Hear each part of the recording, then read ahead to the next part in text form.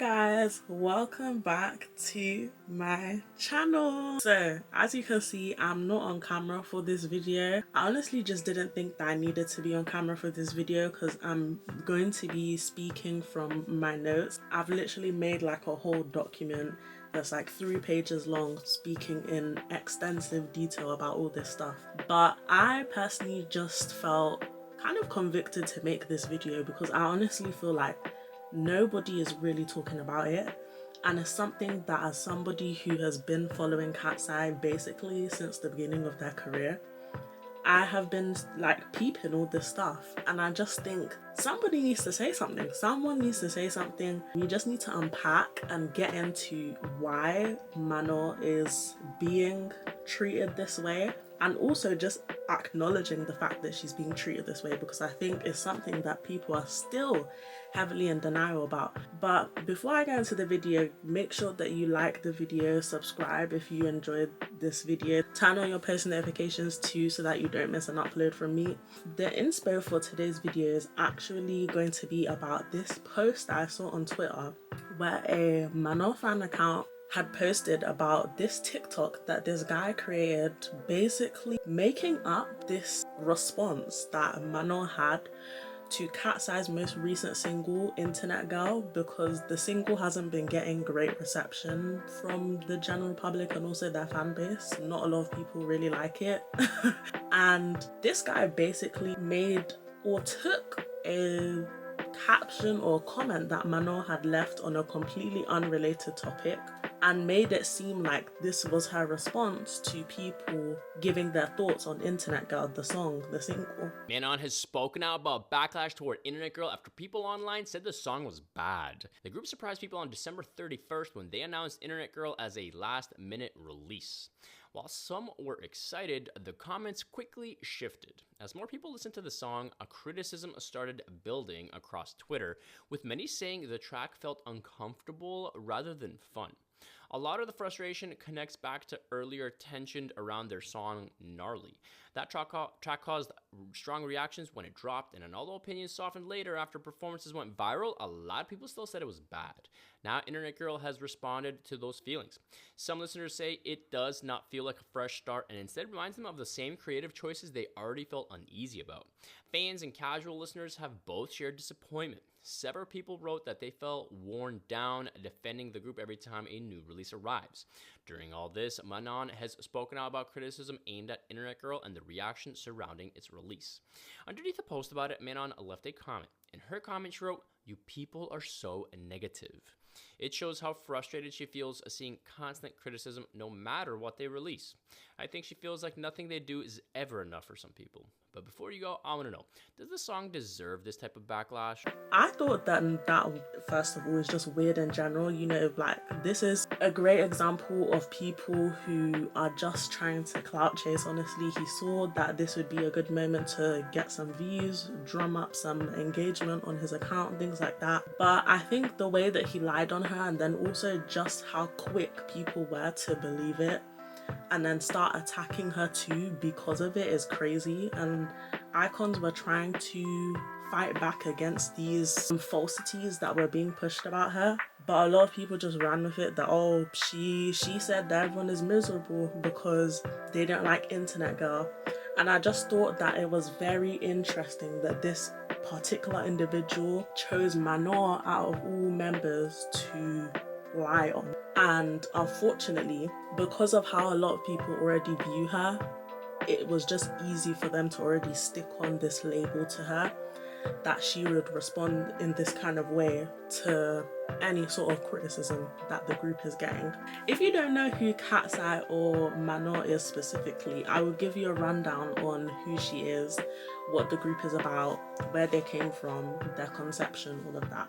Meret Manon Sarpong Bannerman, also known as Manon, is a 23-year-old Swiss singer-songwriter and model. She is most known for being the 6th member of the group KATSEYE, who debuted in 2024 through the survival show / documentary Popstar Academy. For those who don't know, Manon's main position in the group is the visual. This member's position is derivative from K-pop, as KATSEYE were created as part of a collaboration between HYBE, one of the big four K-pop companies, and Geffen Records, which is a prominent American music label. The visual is often seen as the most conventionally attractive member, the one that initially draws you in, and the member that usually gets center positions in performances and campaigns for the group. This position is often debated as a controversial position for a member in a group, as who somebody is drawn into the group is subjective, and especially in a group like KATSEYE, they all have amazing visuals. Nonetheless, Manon has gone viral multiple times simply for how strikingly beautiful she is, pre-debut, during Popstar Academy, and even after debut. So I personally believe, although other members have gone viral for their beauty, and all of them are most definitely beautiful, the visual role just makes the most sense for her to have. Manon being the visual of the group has definitely come with its pros and cons, and unfortunately there have been a lot of cons. We can't talk about the mistreatment Manon faces without referencing the Netflix documentary showing the process of how KATSEYE was formed, because this was the beginning of all this mess. A lot of icons shared the sentiment that this documentary should be left in the past, but I argued that it unfortunately cannot be left in the past. Manon, till this day, has had to deal with the repercussions of how she was portrayed in that documentary, so respectfully, it must be talked about. Popstar Academy is a Netflix documentary about the formation of KATSEYE that depicts the journeys of the 20 contestants who were competing to become members of the group. The director and editors of this documentary will really rue the day, honestly, because I have my own reservations about how Manon specifically was treated in this series, but the way all the members of KATSEYE were portrayed in this documentary was simply horrible. Regardless of whether you're a fan or not, just looking at the documentary objectively, it heavily feeds into this narrative that none of the girls like each other. And considering the history of girl groups and the misogyny within the industry trying to cause rivalry or beef between members, this was just a terrible move to make at the conception of a global girl group you are trying to get out there so they can dominate the market. I mean, at the bloody reunion for this stupid documentary, they made Manon go on some apology tour and had the other members continuously sing Kumbaya so people will remember that they don't all hate each other. It's just ridiculous. One of the main plot lines of this documentary is the introduction of Manon to the process and the impact she made by being on the show, or as the documentary portrays it, when she wasn't there. I mean, a whole episode of the documentary is about people, including Geffen execs such as Missy, questioning Manon's work ethic, discussing her repeated absences and perceived lack of commitment. Missy, and I quote, says, "I'd absolutely not put Manon in this group based on my work experience with her," and is shown more than once expressing her frustrations with Manon. Absolutely not put her in this group based on my work experience with her. Why they'd even include footage of their literal manager saying they wouldn't want a current member in the group after the fact is beyond me. If you watch the documentary in full, all members except for Sophia and Lara were questioned about whether they were actually good enough to be part of the group because they also had their lows. Yet, they only include footage of Missy damn near campaigning against the current member because of a temporary issue which was rectified days later. Yeah, right. In this clip, during episode 5 of the documentary, the girls are talking to their designated therapist about their feelings surrounding the process, and the conversation ends up leading to them discussing Manon.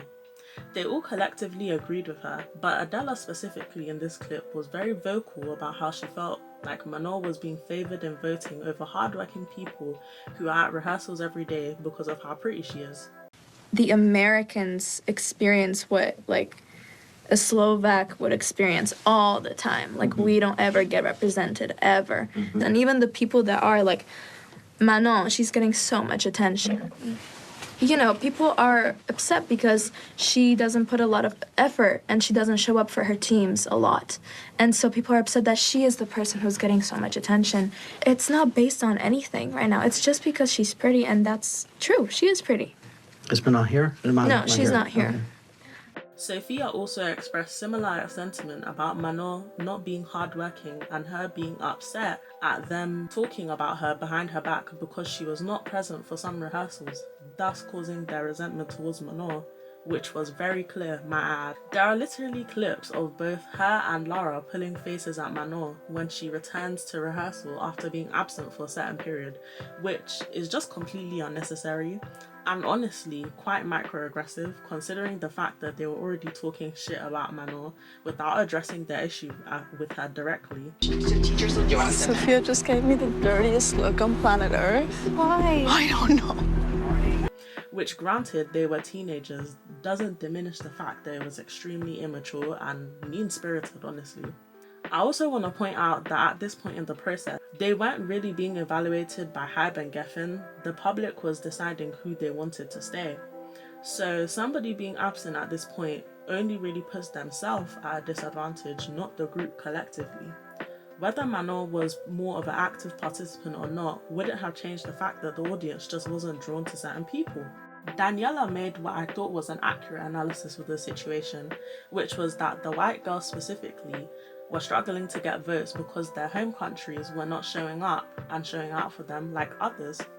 However, Adela felt the need to steer the conversation back to Manon and her work ethic as if it were at all relevant to how they were ranked in voting. It honestly came across as very bitter and microaggressive because, as I said before, Manon had support from the beginning and that wasn't going to change. Her losing supporters wouldn't have equaled more supporters for anyone else, and that is why I personally think that Adela's anger was extremely misplaced, and it was odd to watch so many other contestants play into it. Manon robbed nobody. She is not the one you should be mad at. If anything, you should be mad at the viewers or your home country for not wanting to put enough votes for you. Whether you want to accept it or not, she had to put in effort to stay in the competition and stay in Cat's Eye. So if she truly couldn't keep up or wasn't cut out for it, she would have been given the chop. After this situation, Manon was essentially backed into a corner where she had to initiate a conversation with all the other girls and apologise to them for the drama that she hadn't even really created. This is not me saying that the girls didn't deserve an open and honest conversation with her, but I am saying that if they want that transparency from Manon, she should be given the same in return also. Not have people talk shit about her behind her back and then force her to solve whatever issues they have with her to pacify their animosity. Whether they knew it, acknowledged it or not, how they treated Manon was blatant microaggressive behaviour. Their feelings weren't invalid, the way they treated her because of those feelings was invalid. Her actions did not permit such a response.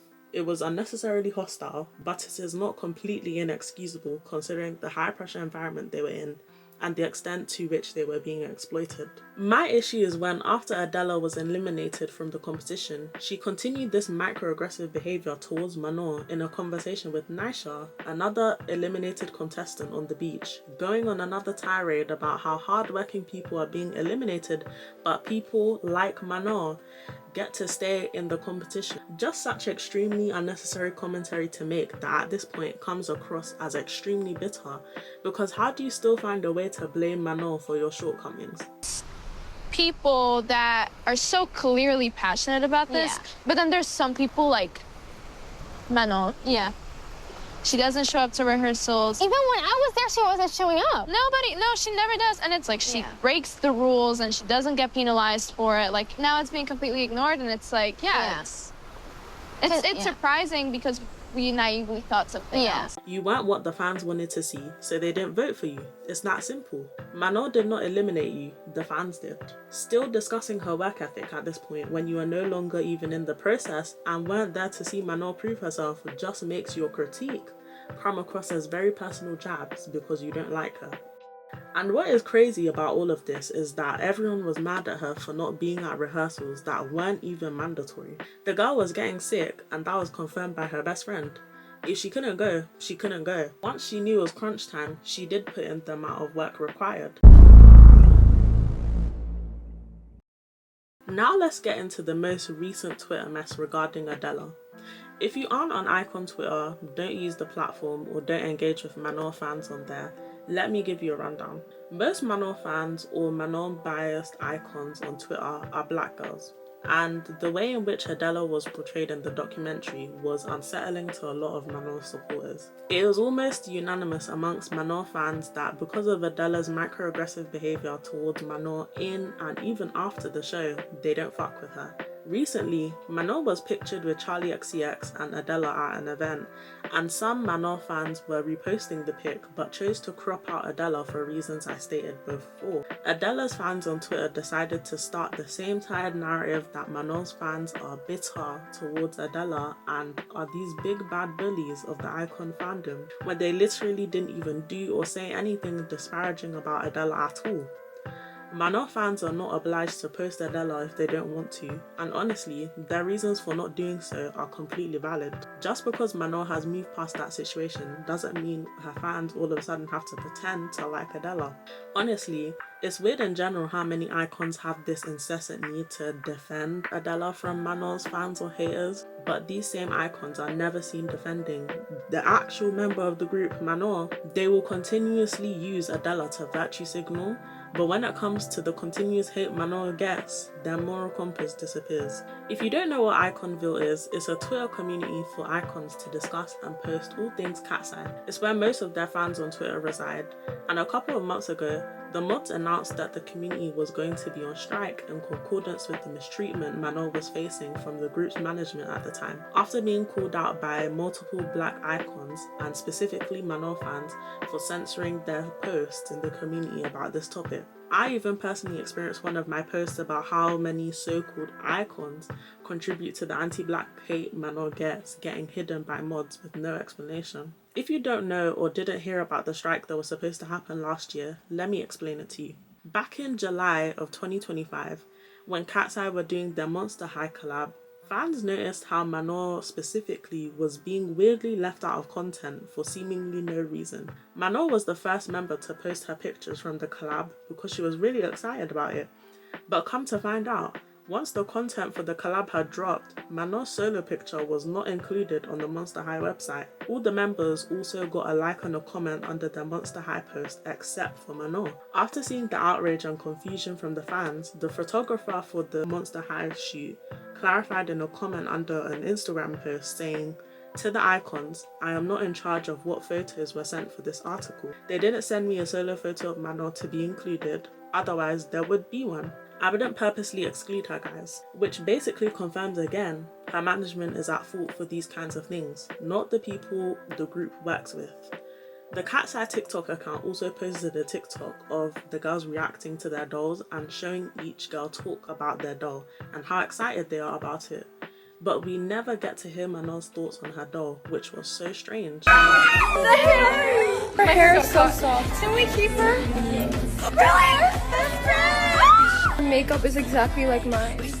The attention to detail, look, it has my jade bracelet. It has mole on this face. No one noticed. You look exactly like yours. Like, yeah. Oh my Monster High doll has a bindi on. I wish that I had a doll with a bindi when I was growing up. I loved Monster High so much when I was little. I had all of the dolls. I remember how much they meant to me growing up. You got your I got like 3 clips. Thank you. Both wearing this like denim long sleeve jacket with this purple fur around the neck. Got the little ears too, and the hoops.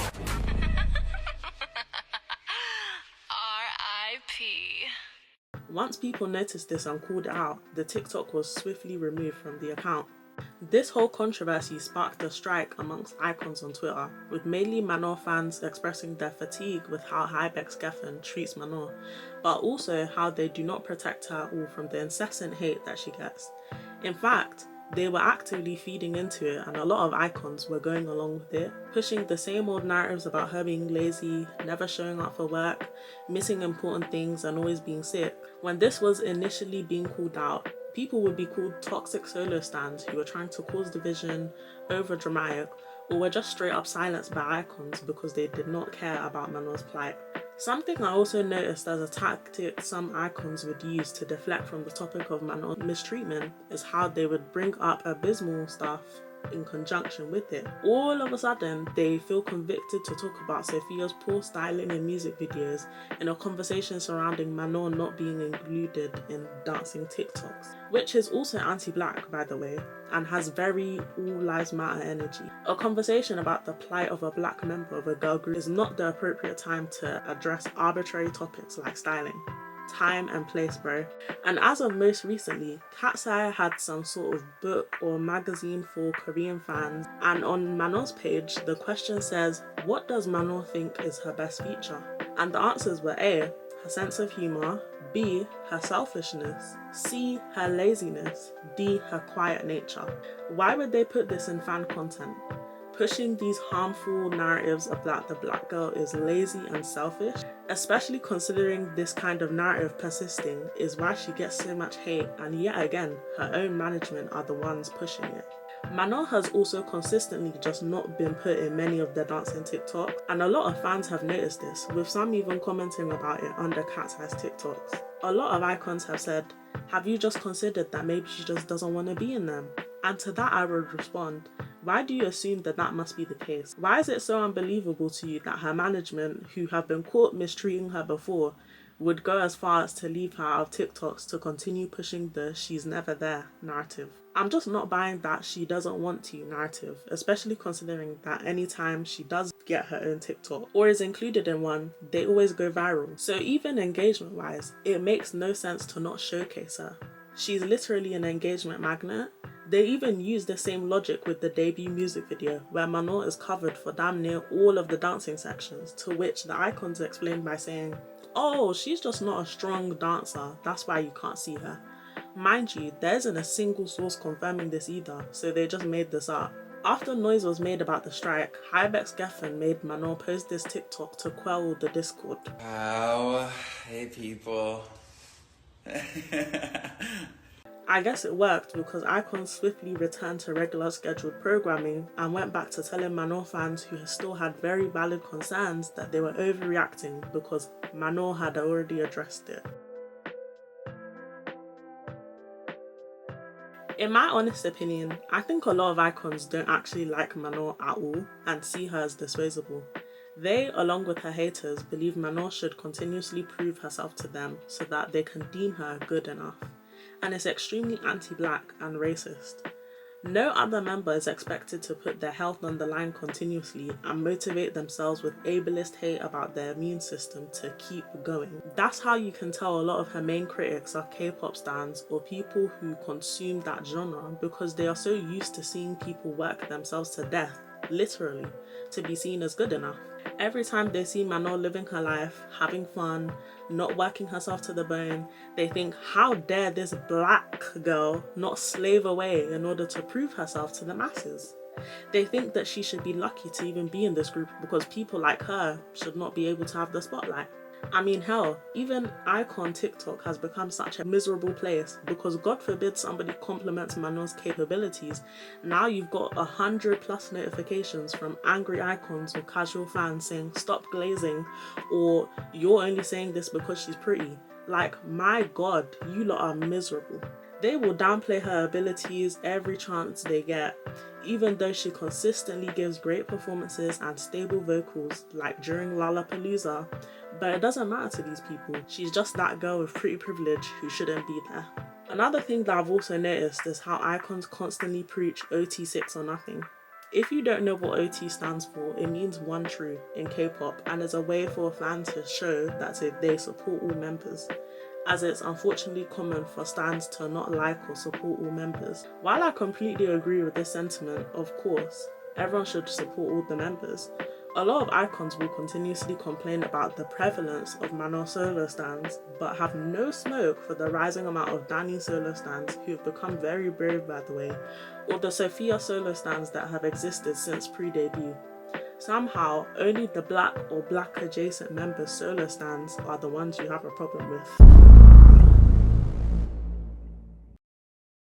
In conclusion, I think not only Hybex Geffen have created this monster of hatred that plagues Manon's career, but also icons have unfortunately been feeding into and harvesting it. This woman has genuinely put her all into this group and is truly dedicated to being a valuable member.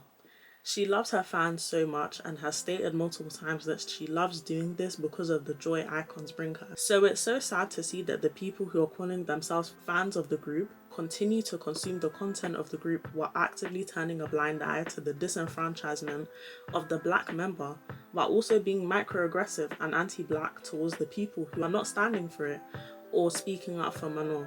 Denigrating her continuously for missing out on certain events or shows because she is sick is simply ableist. She can't control the fact that she has a weaker immune system, and she should not have continuous stories about her passing out or fainting because she's pushing herself too hard. She's gotten so disappointed lately whenever she gets sick and cannot work because it is always being used against her. Really bad, and I went to the hospital and everything, and they recommended for me to not do it, and I was literally wrecked. Like, I was so sad. But I was super concerned about my stamina and if my body is, you know, strong enough to like go full out, because I don't ever want to not go full out on stage. It's so crazy because I'm sure if it were possible, her detractors would tell her she should be performing with her inhaler because it doesn't matter that she can barely breathe. This narrative that we are seeing in regards to Manon is repackaged anti-blackness disguised as a critique of work ethic and dedication. We've seen this play before. The black girl in the group gets alienated and has to deal with a huge chunk of hatred from her own fandom while being expected to persevere and suck it up, while they pay for staying in the group with their mental health. Manon should not have to continuously apologise for just existing or prioritising her well-being, and she should not have to slave away in order to prove herself to basement-dwelling teenagers and grown-ass adults. Setting this standard for the only black member who probably just has a weak immune system makes your agenda clear and lets me know exactly what type of individual you are. So many like young black girls coming up to me and being like, you inspire me. I had no idea. So that is the end of this video today, you guys.